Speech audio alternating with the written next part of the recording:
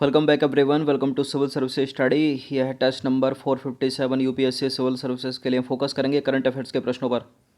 तो चलिए स्टार्ट करते हैं तीव्र गति से। आज डेट हो गई है 22 जुलाई 2020।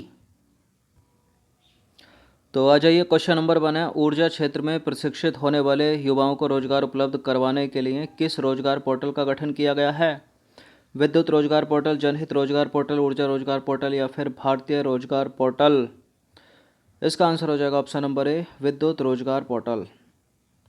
तो देखिए, अब ऊर्जा क्षेत्र में प्रशिक्षित होने वाले युवाओं को रोजगार के लिए परेशान होने की आवश्यकता नहीं है, क्योंकि स्किल इंडिया के तहत पावर सेक्टर स्किल काउंसिल ने एक ऐसे युवाओं को रोजगार से जोड़ने के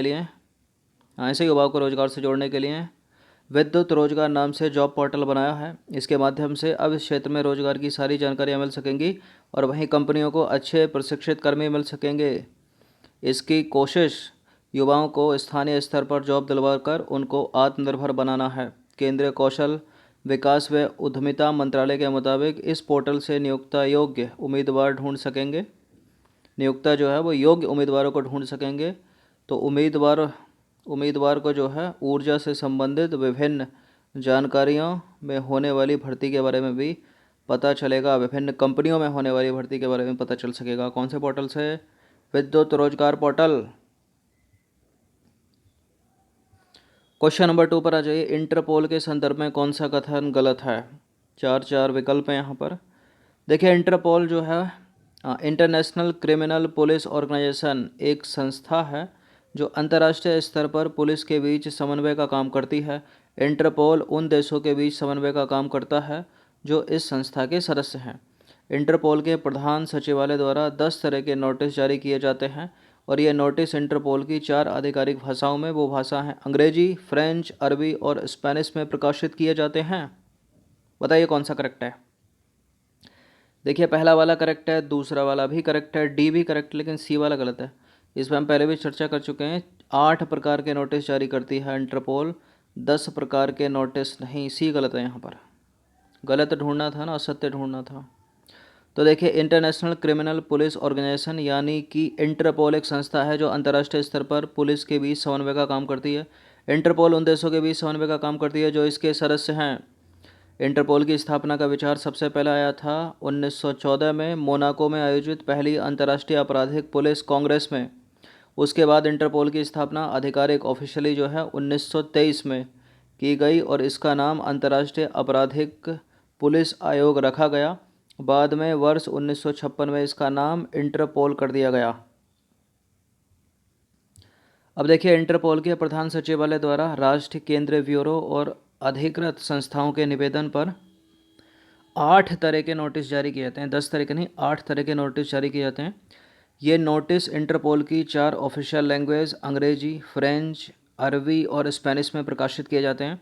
इस तरह के नोटिस जारी करने के पीछे इंटरपोल का मकसद सदस्य देशों की पुलिस को सतर्क करना होता है ताकि संदिग्ध अपराधियों को पकड़ा जा सके तथा खोए हुए व्यक्तियों के बारे में जानकारी मुहैया कराई जा सके।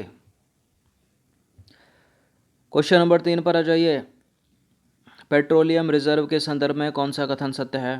पहला स्टेटमेंट है, अमेरिका के बाद दुनिया में कच्चे तेल का दूसरा सबसे बड़ा भूमिगत भंडार जो है वो चीन के पास है और अमेरिका के लुइसियाना और टेक्सास राज्य में भूमिगत रूप से बनाए गए तेल भंडार दुनिया की सबसे बड़ी आपातकालीन आपूर्ति है।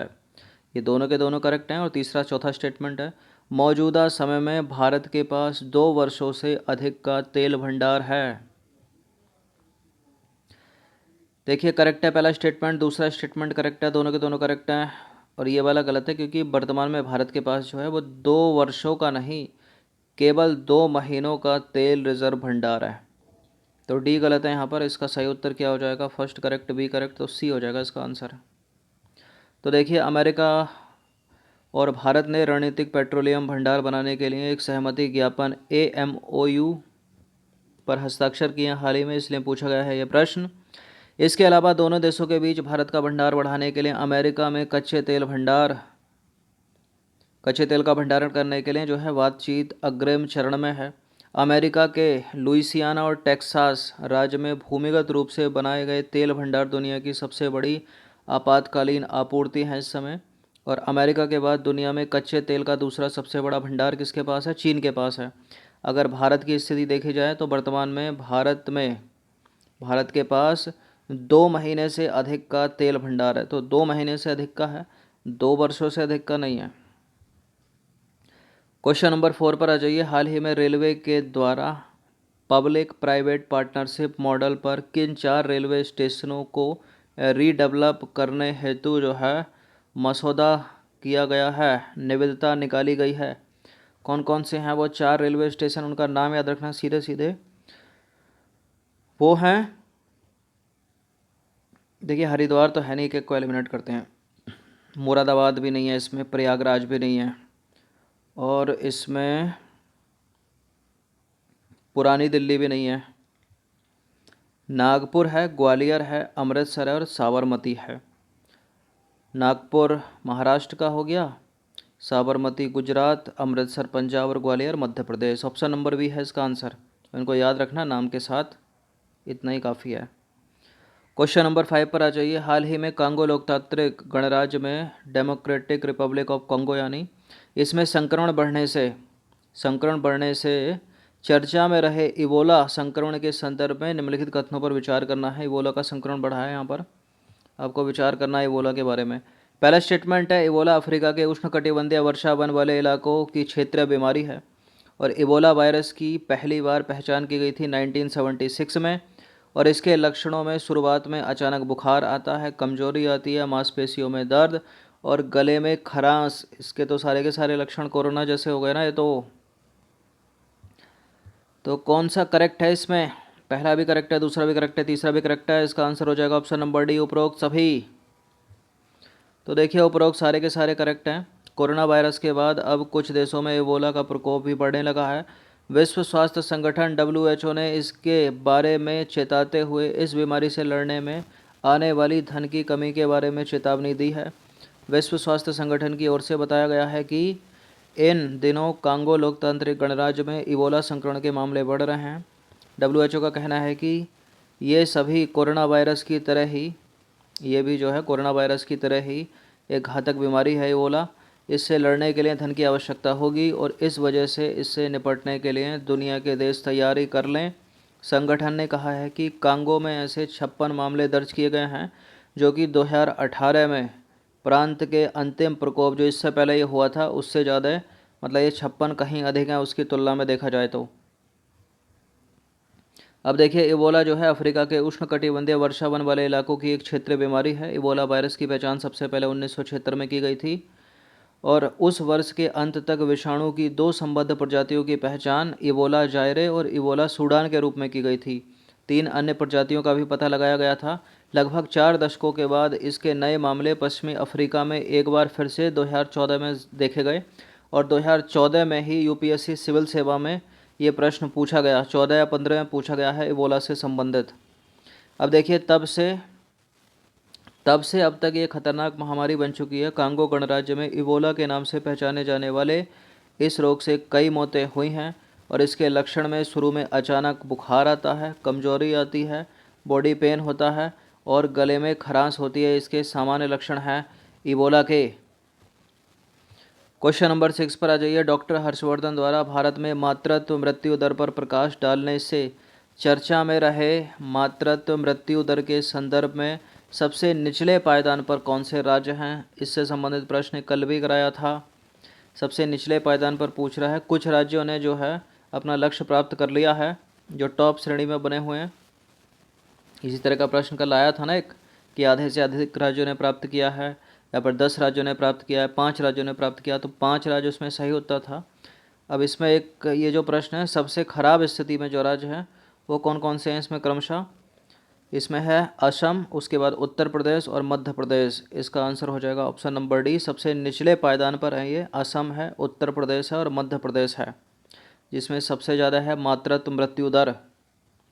तो देखिए SDG लक्ष्य हासिल करने वाले राज्यों की संख्या में वर्तमान में अब 3 से बढ़कर 5 हो गई है, जिसका उत्तर कल 5 था, आज भी 5 ही है। इन राज्यों में केरल, महाराष्ट्र, तमिलनाडु, तेलंगाना और आंध्र प्रदेश हैं, टॉप पर हैं, मतलब इनकी स्थिति सबसे अच्छी है। और इन 4 राज्य 3 की सबसे खराब स्थिति है। क्वेश्चन नंबर 7 पर आ जाइए। सेंट्रल गवर्नमेंट यानी केंद्र सरकार द्वारा किसी व्यक्ति और संस्था को अनुसंधान की अनुमति देने से चर्चा में रहे राष्ट्रीय आपदा मोचन निधि का गठन किस अधिनियम के तहत किया गया है? अभी एक राष्ट्रीय आपदा मोचन निधि का गठन किया गया है, वो किस अधिनियम के तहत किया गया है उसको याद रखिएगा। आपदा प्रबंधन अधिनियम 2005, डिजास्टर मैनेजमेंट एक्ट 2005 के तहत, याद रखना। क्वेश्चन नंबर 8 पर आ जाइए। राष्ट्रीय वित्त रिपोर्टिंग प्राधिकरण NFRA के संदर्भ में निम्नलिखित कथनों पर विचार कीजिए। पहला स्टेटमेंट है, ये कंपनी अधिनियम 2013 के तहत भारत में ऑडिटिंग पेशे एवं लेखा मानकों की देखरेख करने के लिए एक स्वतंत्र नियामक है। इसका गठन भारत सरकार द्वारा कंपनी अधिनियम 2013 की धारा 132 के उपखंड 1 के तहत अक्टूबर 2018 में किया गया था। 2018 में किया गया था, अक्टूबर में। बिल्कुल करेक्ट है दोनों के दोनों स्टेटमेंट। इसका आंसर हो जाएगा ऑप्शन नंबर सी। तो देखिए, राष्ट्रीय वित्त रिपोर्टिंग प्राधिकरण national financial reporting authority NFRA company अधिनियम 2013 के तहत भारत में ऑडिटिंग पेशे एवं लेखा मानकों की देखरेख करने के लिए एक स्वतंत्र नियामक है। करेक्ट है पहला स्टेटमेंट। और राष्ट्रीय वित्त रिपोर्टिंग प्राधिकरण का गठन कंपनी अधिनियम 2013 की धारा 132 के उपखंड 1 के तहत भारत सरकार के द्वारा 1 अक्टूबर 2018 को किया गया था। देखिए, इसका प्रमुख काम क्या है? इसका प्रमुख काम है केंद्र सरकार द्वारा अनुमोदन के लिए लेखांकन एवं लेखा परीक्षा नीतियां तथा कंपनी द्वारा अपनाए जाने वाले मानकों की सिफारिश करना तथा लेखा मानकों एवं ऑडिटिंग मानकों के अनुपालन की निगरानी करना एवं उन्हें लागू करना। क्वेश्चन नंबर 9 पर आ जाइए। हाल ही में चर्चा में रही केसु अरीना पौधे की एक प्रजाति है। इसके संदर्भ में कुछ स्टेटमेंट है यहाँ पर। पहला स्टेटमेंट है, केसु अरीना को कट्टड़ी एवं सबुक्कू के नाम से भी जाना जाता है। ये कागज बनाने की लुगदी और बायोमास आधारित बिजली उत्पादन के लिए एक अच्छा विकल्प है। इनका उपयोग तटीय क्षेत्रों में आश्रय के लिए और कृषि फसलों एवं केलों के बागानों की रक्षा करने के लिए वायु अवरोधकों के रूप में किया जाता है। केसु अरीना पौधे की एक प्रजाति चर्चा में रही कट्टड़ी सबुक्कू के नाम से जाना जाता है। करेक्ट है पहला स्टेटमेंट। कागज की लुगदी बनाने और बायोमास आधारित इलेक्ट्रिसिटी प्रोड्यूस करने के लिए अच्छा विकल्प है। इनका उपयोग तटीय क्षेत्रों में आश्रय के लिए, कृषि फसलों एवं केले के बागानों की रक्षा करने के लिए वायु अवरोधकों के रूप में किया जाता है। करेक्ट है तीनों के तीनों स्टेटमेंट। इस तरह के स्टेटमेंट अधिकतर करेक्ट ही हो जाते हैं। तीनों के तीनों करेक्ट, डी है इसका आंसर। तो उपरोक्त सारे के सारे सत्य हैं। केसु अरीना, जिसे कट्टड़ी एवं सबक्कू के नाम से जाना जाता है, पौधे की एक प्रजाति है जिसकी कुल 17 से अधिक प्रजातियां हैं। ये कागज की लुगदी बनाने, लकड़ी का ईंधन की लकड़ी, बायोमास आधारित बिजली उत्पादन करने का एक पसंदीदा विकल्प है। इनका उपयोग तटीय क्षेत्रों में आश्रय के लिए, कृषि फसलों और केले के बागानों की रक्षा करने के लिए वायु अवरोधकों के रूप में किया जाता है। देखिए, भारत में 6.73 मिलियन हेक्टेयर क्षेत्र लवण प्रभावित हैं और दुनिया में केसु अरीना का सबसे बड़ा उत्पादक क्षेत्र भी है भारत। क्वेश्चन नंबर 10 पर आ जाइए। प्रत्यक्ष मौद्रीकरण के संदर्भ में निम्नलिखित कथनों पर विचार करना। दो स्टेटमेंट है यहाँ पर, बताना कि इनमें से कौन सा करेक्ट है। प्रत्यक्ष मौद्रीकरण, देखिए, प्रत्यक्ष मौद्रीकरण में RBI सीधे तौर पर केंद्र सरकार के घाटे को पूरा करता है। और दूसरा स्टेटमेंट है, यह सरकार के बजट घाटे को पूरा करने के लिए तकनीकी रूप से RBI को समतुल्य मुद्रा छापने की अनुमति देता है।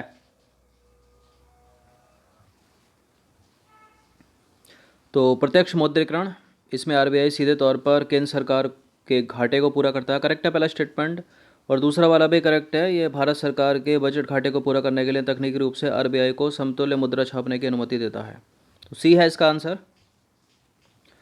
तो दोनों के दोनों करेक्ट हैं। प्रत्यक्ष मौद्रीकरण से तात्पर्य है कि भारतीय रिजर्व बैंक RBI सीधे तौर पर केंद्र सरकार के घाटे को पूरा करता है और वर्ष 1997 तक सरकार प्रतिभूतियों को सीधे RBI को जो है बिक्री करती थी। प्रत्यक्ष मौद्रीकरण के तहत सरकार के बजट घाटे को पूरा करने के लिए तकनीकी रूप से RBI को समतुल्य मुद्रा छापने की अनुमति देता है। क्वेश्चन नंबर 11 पर आ जाइए। हाल ही में समाचारों में रहा माइन प्लाऊ क्या है? एक विशाल एस्टेरॉयड है या क्षुद्र ग्रह। हाल ही में जेलैंडिया में स्थापित किया गया एक शोध संस्थान है भूमि खुदाई का एक यंत्र है या फिर प्राचीन भारत का एक खुदाई में मिला स्थल? ये एक है, एक। देखिए, ना तो ये एस्टेरॉयड है, क्षुद्र का मतलब चीन इंडिया में स्थापित किया गया ना कोई शोध संस्थान है, और ना ही ये प्राचीन काल की खुदाई में मिला कोई स्थल है। ये तो है एक भूमि खुदाई का यंत्र। ऑप्शन नंबर सी है इसका आंसर, जो टैंक के आगे लगा रहा था। तो देखिए कुछ इस तरह का, देखिए टैंक है ना, ये क्या होता है, जो माइंस जब बिछाते हैं ना उसको भी ये जो है खोद कर ऊपर निकाल सकता है, और फिर ये मिट्टी को समतल भी कर सकता है इस तरह का। तो देखिए, माइन प्लाऊ एक ऐसा यंत्र है जिससे भूमि की खुदाई भी की जा सकती है, और इसकी मदद से विस्फोटक या माइंस को सावधानीपूर्वक बाहर निकाला जा सकता है। इससे टैंक बेड़े की गतिशीलता जो है कई गुना बढ़ जाती है, क्योंकि इतना अंदर से मिट्टी खोद देगा ना, तो मिट्टी के साथ मान लीजिए टैंक यहाँ बिछा रखा है, अब इसके ऊपर पैर रखेंगे फूटेगा ना, तो ये यहाँ से खोदेंगे, तो इससे अच्छा इसके पूरा जड़ से इसको उठाया जाए पूरा, और मिट्टी के साथ इतना उठा लिया है तो जो है वो फूटने से बच जाता है, टैंक विस्फोट होने से। Mount plough. क्वेश्चन नंबर 12 पर आ जाइए। हाल ही में मुख्यमंत्री घर घर राशन योजना को शुरू करने की मंजूरी किसने दी है? उत्तर प्रदेश की सरकार, तमिलनाडु की सरकार, दिल्ली की सरकार और महाराष्ट्र की सरकार। ये न्यूज़ में है, इसका आंसर हो जाएगा ऑप्शन नंबर सी, दिल्ली की सरकार, मुख्यमंत्री अरविंद केजरीवाल जी ने। तो देखिए, राजधानी दिल्ली के मुख्यमंत्री अरविंद केजरीवाल ने दिल्ली में डोर स्टेप राशन डिलीवरी योजना को मंजूरी दे दी है। इस योजना का नाम रखा गया है मुख्यमंत्री घर घर राशन योजना। इस योजना के तहत अब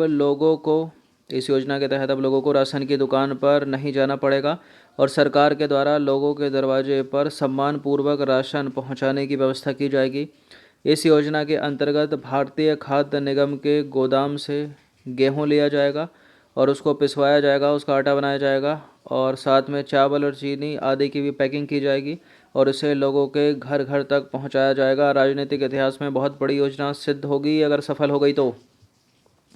अब देखिए, जिस दिन दिल्ली में राशन की होम डिलीवरी शुरू होगी उसी दिन सेंट्रल गवर्नमेंट की one nation one ration card योजना भी दिल्ली में लागू कर दी जाएगी। लोगों को यह विकल्प दिया जाएगा कि जो परिवार दुकान पर जाकर राशन लेना चाहते हैं वो ले सकता है वहां जाकर, और जो चाहता है कि उनको होम डिलीवरी की जाए तो उनको जो है होम डिलीवरी का विकल्प जो है इस्तेमाल कर सकते हैं वो।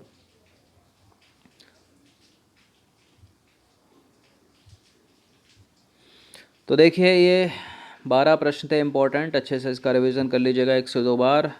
धन्यवाद। एक लाइक करना अगर टेस्ट पसंद आता है तो।